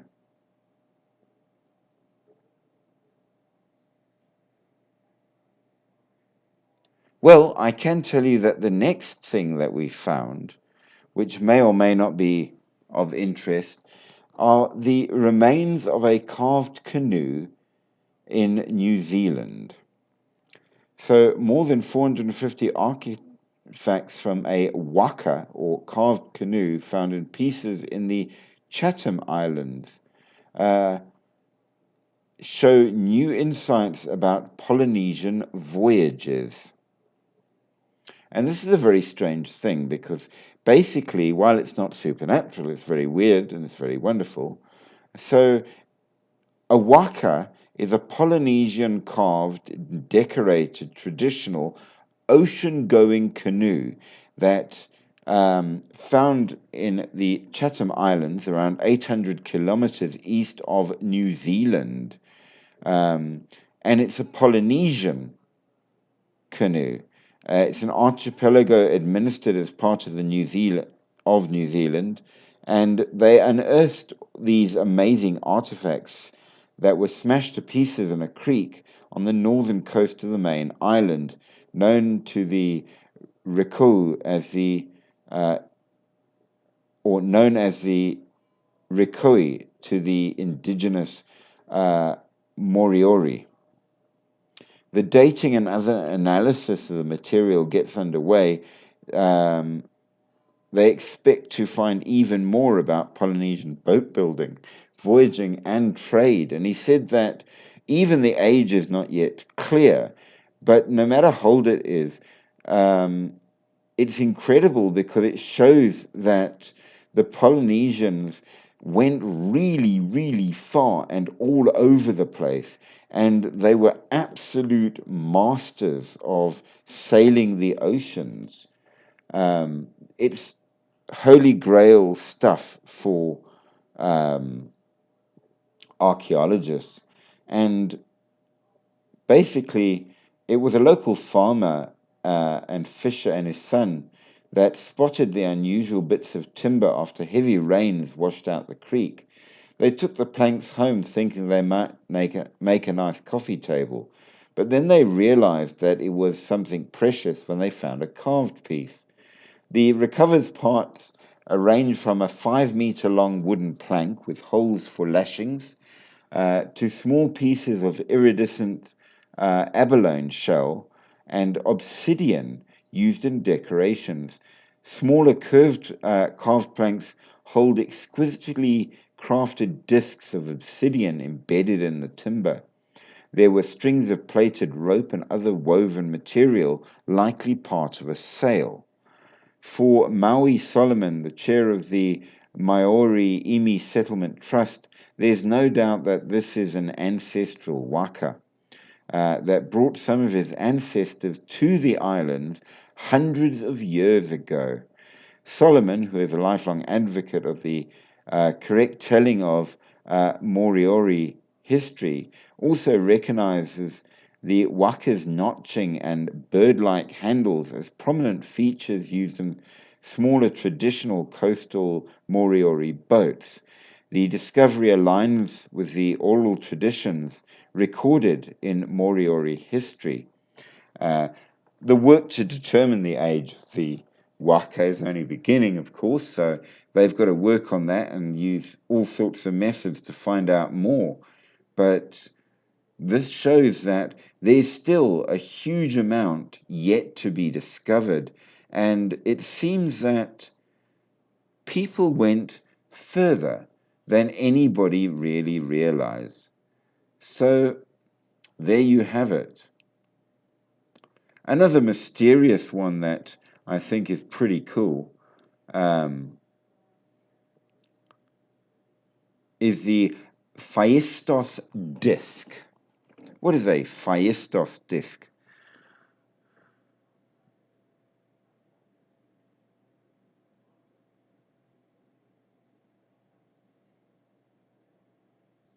That is absolutely brilliant. You should learn to spell wrongly, then you can comment. If it works, I will go to it.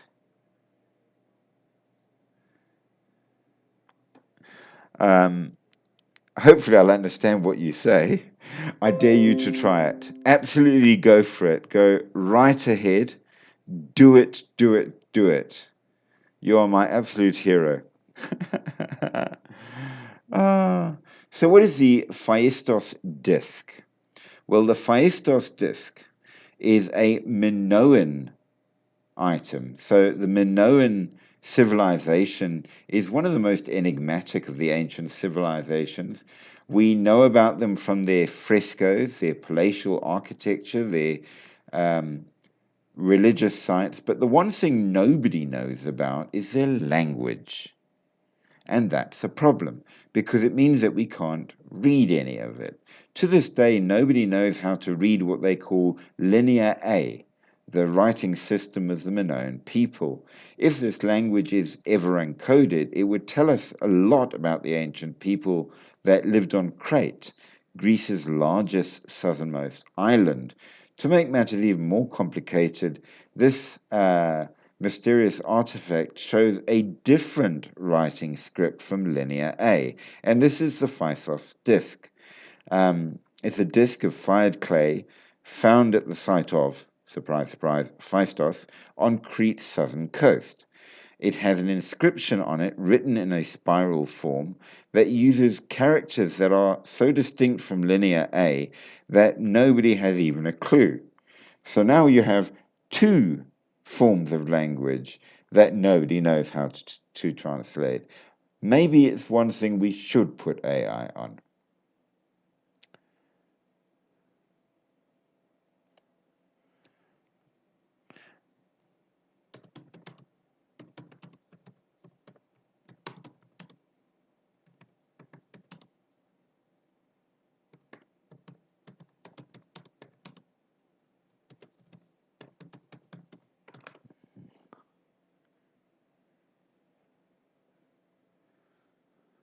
Next up is the Mithras Liturgy Papyrus, a papyrus describing the mystical soul journey. Now, during the Roman period, few religious groups were as strange as the followers of the god Mithras, mostly worshipped by soldiers who were a solar deity, loosely inspired by a Zoroastrian god. This religion was based on initiation rites, a hierarchy among devotees, ritual meals, and astrology. Now, the problem is it was also secret, and initiates had to keep it secret. So there are almost no religious texts that historians can work on, and Mithraic theology is not well known at all. One surviving text might shed light on this religion, but it raises more questions than it provides answers. The text is the Mithras Liturgy Papyrus, dating somewhere between the 2nd to 4th centuries AD. It describes a mystical experience in which the soul journeys through the 7 stages to reach divine revelation. Historians have debated what this means for decades. Some say that it shows that Mithraism is a religion based around the immortality of the soul. I lost you. Screen is frozen. Audio's gone but back, but very soft. No! And yours is buffering. Okay, this is really irritating. TikTok needs to up their game. I am not happy about that. I shall complain at the end of the live in the complainy thing. But can you both hear me still at all?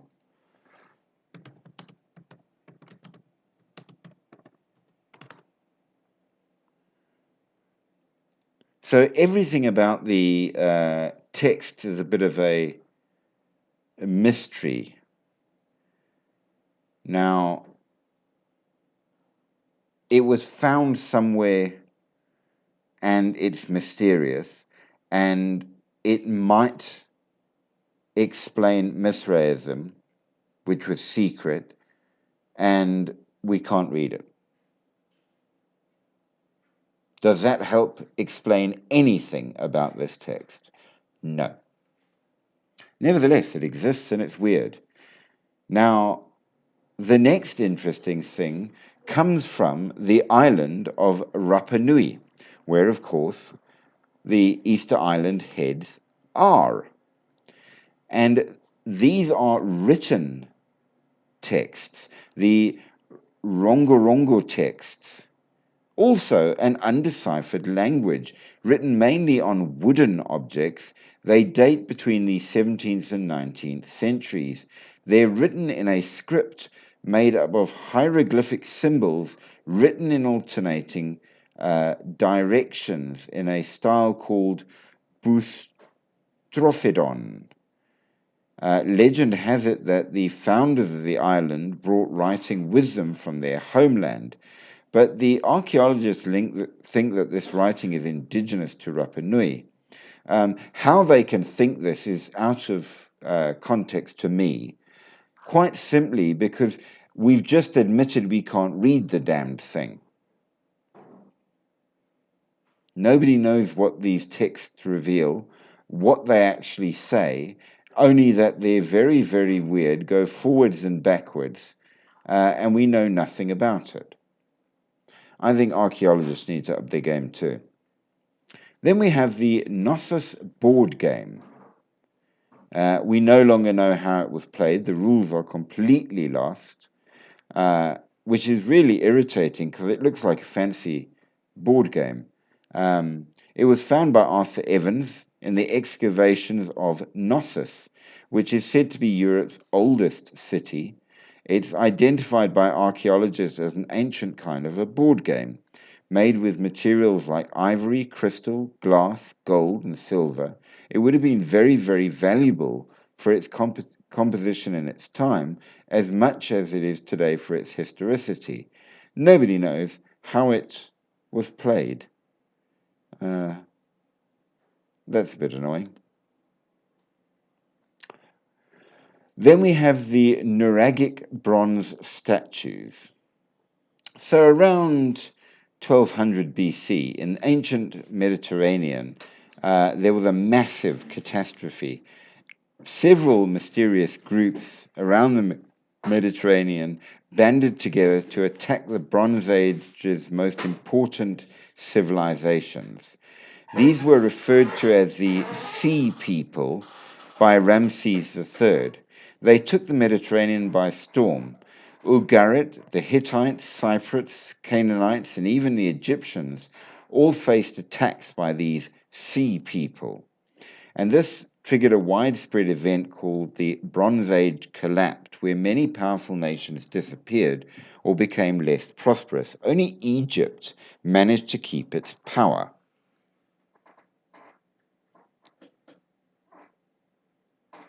How old is the text? Well, apparently, the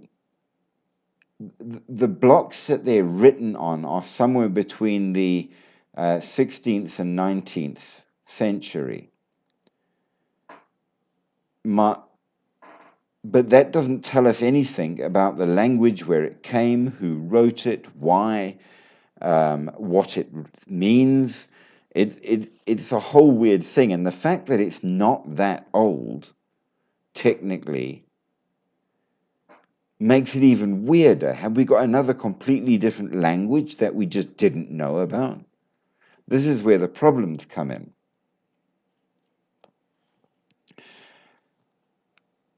So some of the origin of these groups has been figured out, who the sea people were, such as the Peliset, which came from the Aegean seas. One group, which might be the Shurdan or the Shardana, we only have the Egyptian, which is SRDN. They didn't go in for vowels much. And they wore horned helmets. What makes this group so mysterious is that they have a connection to the island of Sardinia. Now you can see a connection in the name. It's attested by the Nora stone, a Phoenician inscription that labels the island as Sardinia, which is the same name as the sea peoples were named. Now, contrary to what you might think, Vikings didn't wear horn helmets, so it wasn't them. If they were Sardinians, that would make sense. They had spiked round shields, though, it seems. And there are figurines found them. They are... Oh, thank you for that. That's very, very kind of you. I do appreciate that. Hearts are always good. So the Nugaric bronze statuettes show warriors wearing horned helmets that look like the ones depicted by Ramses III as the Shurdan in his writings. But did the Shurdan come from Sardinia, or did they settle in Sardinia after they did what they did in the Eastern Mediterranean? We don't know. Who were the sea people? Because it seems that they got around and they were pretty tough. And while we're in the areas surrounding the top of Africa, let's talk about the paintings of Punt. An ancient Egyptian tomb painting shows a land that the geographers forgot. In the tomb of Rekhmire on the west bank of the Nile is a whole bunch of paintings. As vizier of the 18th dynasty, Rekhmire amassed enough power to have quite a gorgeous tomb with beautiful painting displays on the walls of his final resting place. The tomb is a place where a long-held mystery was resolved. The closest estimation of the ancient Minoan's name comes from this tomb, the Kiftiu, but another painting shows a mystery that the archaeologists and geographers are still trying to work out. It depicts a group of men carrying exotic goods like ostrich eggs, feathers, and myrrh trees. The mystery is where the men came from. They're said to come from a land known as Punt, but the Egyptians never wrote down where the land was. Other artworks from this era also show Punt and depict the houses there as being on stilts. Today's archaeologists think that it might have been somewhere around the Horn of Africa, but others say maybe not.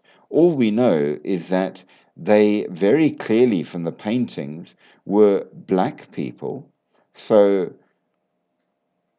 definitely dark-skinned in some way, and were very rich and powerful. So there you go.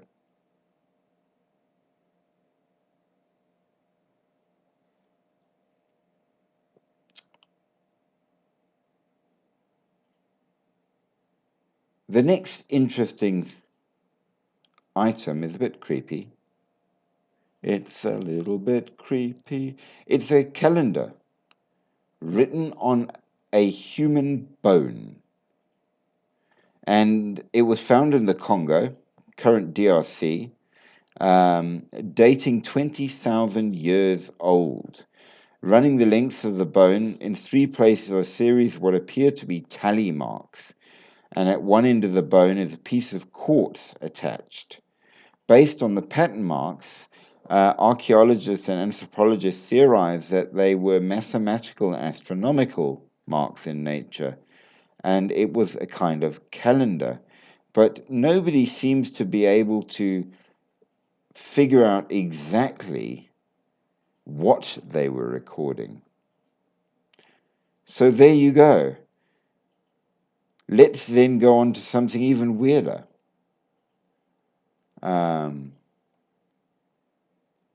The Minoans again, the snake goddess.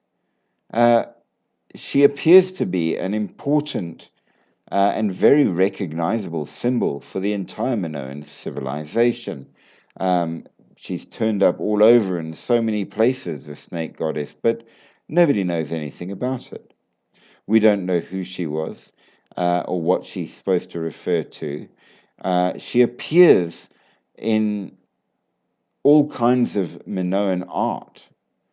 Many archaeologists have put theories forward saying that it is the mistress of animals deity, unrelated necessarily to snakes, and that the snake she apparently holds is a cord. But nobody's really certain. We just know she was very, very important, some kind of a goddess, and was there, Minoan. Are you running away to bed, my dear? If you've got to be up at 5, I fully understand. Good night, placeholder. Have an absolutely amazing sleep.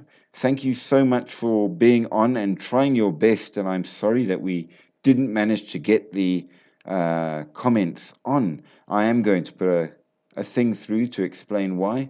But you have a fantastic evening. And with all of that, we have reached the end of the very weird, strange, and unusual things that cannot be explained by and large, at least for tonight. There's more, of course, and we will come back because, well, what's the point of more if we don't check them out? So we shall find out more, and we will talk on more. But I do ask you if there is any particular place that you would like looked at next. Tell me more. I know that there are many possible things we can talk about all over the spot. Is there any particular country or culture, or shall I randomly find something weird to talk about? Or would you like an entirely new topic, come to that? The strange things that are out there seem to carry on in all kinds of ways, so we absolutely can talk about more. What have we done thus far? We've done curses, witches, aliens, cryptids, weird archaeology. I don't know. There's a lot out there that we can talk about. We shall have to see. I will come up with something interesting and different. And I'm starting, as I have said, to put up the early videos onto YouTube. And I will put a link to the channel once I've got it up and running. So if you've missed any of the early ones, they will be there, and we will start adding the lives there. Allow to have more people who can't always get on to the live to look as well. So up to you, of course. You can let me know what you think, and we will take things from there. But in the meanwhile, I think that we must end as we always do. I thank you greatly for joining me on the channel. I really hope you have enjoyed it. I certainly have. You guys are amazing. The Trilithon stones. Wait, grabbing my note pen. Trilithon stones.